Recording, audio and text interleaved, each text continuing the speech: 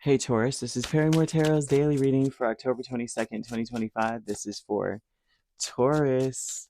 Last shuffle for Taurus. Let's see what's going on.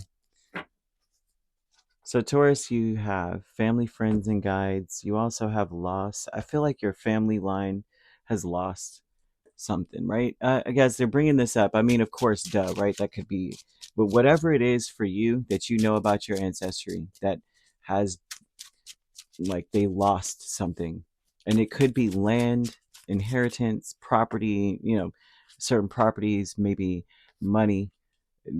They're telling me that things happen so fast in their life. Nine of swords.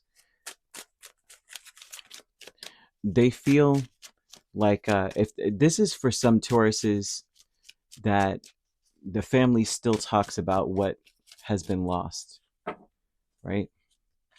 They may talk about how great granddad had this much land, I don't know, or they had this property and it was taken maybe during war or during some kind of not a conflict, yeah, well, a conflict, right? Like they may have been famous or they may have been very successful, and there's of course stories like these, grand stories of when they were on top in some way, right?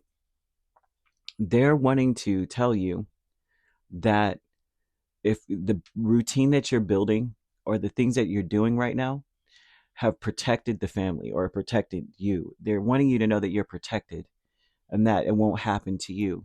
And they may I mean, I don't know if this feels super, super personal. I mean, I kid you not. I feel like this is not everyone's story at all, of course. So I apologize in advance if 99% of you guys go, I don't know what you're talking about, because this feels personal. I don't know who's trying to tap in right now to be like, no, I need some advice on this. I'm not sure. Okay. But they're talking about the journey the family line has gone through, and they're talking about how, it's safe now. They may have passed that down. And I've read medical journals lately that have spoken of how the parents, especially the father's DNA, passes through the sperm cells, right? Passes down not just genetic disorders or genetic mutations or even genetic traits just in general, not even on the deficit end of the traits, but they also pass down memories or, attitudes, emotion, understanding, those type of things. I know how that sounds, really do. But this is showing that maybe this has been passed down behaviorally as well, right? A fear, an existential fear of disaster, of things ending, of, when someone has passed, maybe the state or the government has taken their property rather than it being passed down to family. I don't know why it doesn't. It's like, don't talk about that. We don't talk about that. I apologize. I'm at the end phase of whatever I've got going on, and this phase is like drying my throat out so badly. So I've been taking shots of all kinds of things, ginger, honey, all kinds of stuff. I'm sitting over here and I've got, if only you could see, I've got some things on the side. I'm like, listen, I'm going to take a shot of honey when my throat starts itching. But, um, they're wanting you to realize that you don't have to rush and fight to hurry up and procure your side of the street, your square in this world, right? They want you to trust your inner voice. They're hoping this is the generation, your generation, you expressly are are slated to forgive whatever happened. That you will be, what do they call it? It's not retribution. I guess it is. Um, r- reparations. Reparations will be coming to you. They're bringing that up. Someone is getting reparations back for what their people or their family has gone through. They're asking you to feel, to open your heart to receive the love and the happiness that you deserve because of whatever happened. It may have caused some ripple effect down the line of fear, of a fear of being betrayed or stolen from, attacked.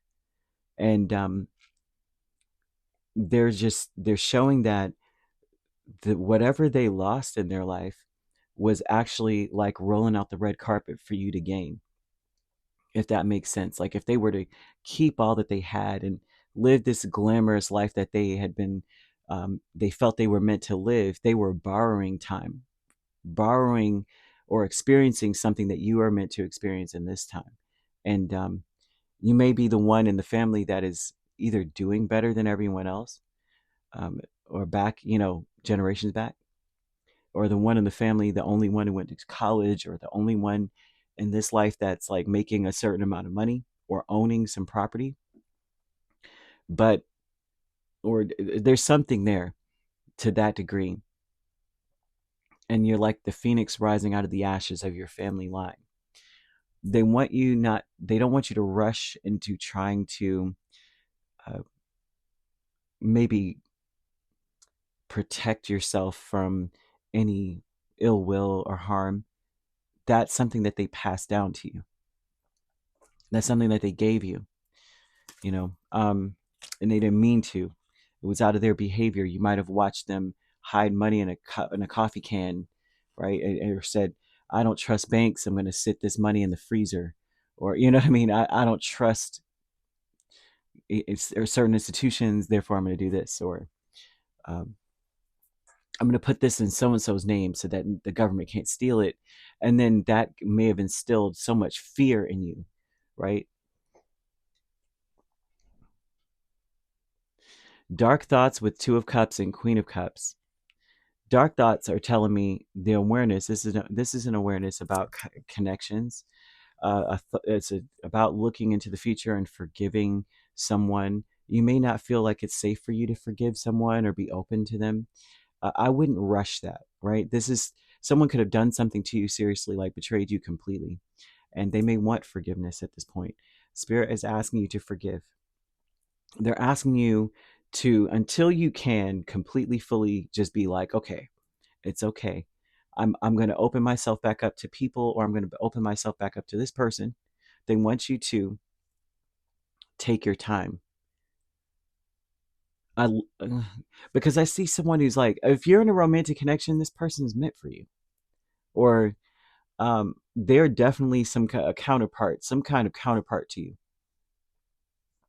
I'm seeing someone having like a spiritual bond with you, right? And they want you to trust your inner voice on that. Give yourself time. Don't rush into it. Let nature take its course. If they really are worthy of a second chance, it will prove itself over time. Don't be in a rush to grab them back in, because this is going to be a journey. Okay. Commitment is the moon in Judgment.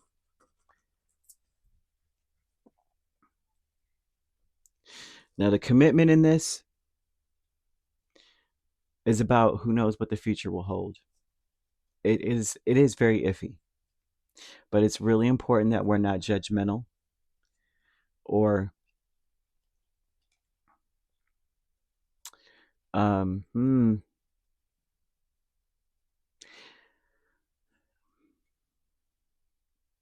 or confusing. I think it's important to be really, really be real with people. Trust your intuition. Go with your gut. I think your intuition, we don't give it as much credit as we should, but your intuition is very powerful. And your intuition is not the fearful voice. It's not the one that's like, oh my God, what if they do that? What if they do this?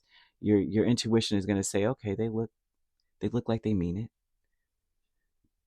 Let's give them a shot, or give it a time, give it a chance, or that calm part. If we were talking about, say, an example of like a relationship, and this person's like, please, I'm sorry, I messed up, and I understand now what I did, and I see the error of my ways, and I see how this has impacted everyone and everything. Okay, but your fearful voice would be loud, and it would cause more fear. And the intuitive voice would say, they look like they mean it. Let's just see. Let's see if they practice what they preach. Trust that voice. Not the one, I mean, not those exact words, but the tone, the feel of this. You want to be real with people, focus on meaningful relationships here. That's, angel number 0440. Karma is in this situation as well. So 0440, now I see why they're telling me that you've got to take your time. Don't just be like, oh, sure, come on in. You haven't forgiven someone, because karma is going to weigh you out too. Um, you've got to be sure that you can be respectful to someone. And when someone has done something to us, or maybe not lived up to our expectations, or maybe disappointed us, it's difficult sometimes to actually be fully respectful, where you're not being sarcastic, you know, you're not, dismissive, or giving them the cold shoulder. You want to be very respectful to someone. If you cannot do it, then take your time. Okay, because karma will bite you like almost immediately, even though you didn't do it. It feels like someone has done something. Karma decided to sit in on this conversation, right? And someone has done something to you, and then karma's just sitting there, and karma's like hoping that you still keep up your appearance, you keep the dignity, you keep the decorum, you are diplomatic, you are on the side of right, you are trying to create harmony, and you're focused on being balanced in the situation, justice minded. And you say you start snapping because you're like, I haven't forgiven this person, so I called him a name, or I made a snide remark, and then karma's gonna get you right off the rip. Like, okay, they were supposed to trip and fall on the way out of the door because of what they did to you, but now karma's gonna rip your pants when you try to sit out because you were being a smart aleck. You know what I mean? It sucks, but when karma shows up, they're in justice, blindfolded. They don't know who's doing it. They just know they have to do something about it, and you don't want to be the one. So if you know that you can't do it right now, don't invite anyone back into your space. If you know that you can't do it, you can't you can't you have to, you're acting out of character because you're just still seething over someone, or still very hurt. Mm-mm-mm. But in all reality, that's something that they're showing too for your lineage, is that that's what happens, or what happened to them. It feels like, you may wonder why, they may say life was so unfair for me. This person did all this stuff to me and I lost everything. It's because they did something back to them, and that's something they kept from you. No one wants to say, so, and in retaliation, this is what I did, and then karma burned my house down. You know what I mean? No one wants to admit that. They're just like, all I know is they hurt me, and then I lost everything. And so I feel that, to some degree, you may not know that, part of the reason why maybe your family experienced a downfall in some way, if they did, it was partly their fault. It wasn't fault. It was like, you know, I fought fire with fire, and so we both got burned, that kind of thing. But they may not tell their side. So, one-sided thing going on here. Yeah, forgiveness is important in any situation, especially if the culprit is like, the culprit or the culprit's family is around. Like, it was that family over there. The Cambridge family did this to us, and from then on, there's this feud between families. You may not even be aware that your side of the street like had an equal hand in this. So it's important for you to forgive. I don't know who this is for. Like I said, this feels very, very personal. So yeah, I expect to get like a whole bunch of comments of, this is not my story. And it's okay. It's okay to be honest with you. I just have to read what's here. And hey, sometimes it's personal. I don't even know. Look into your sixth house though, if you can, to speak of like the level, like a routine. They're speaking of a routine, and also to maintain a certain routine for yourself, so that when you are being impacted by others, they're showing your empathy, being really powerful at this point. The veil is very thin for you. The veil is thinning anyway. October 31st is, one of the times where the veil is the thinnest. And so you may be starting to feel everyone's emotions. And in order to combat that and to make sure you're being you want to have some level of a routine. Like how they say in dreams, you have a certain a talisman, and then that if it's spent. Have you ever seen the movie Inception? with Leonardo DiCaprio and all these other, there's many other amazing actors and actresses in that movie. But I just remember him at this point. I haven't seen that movie in over 10 years.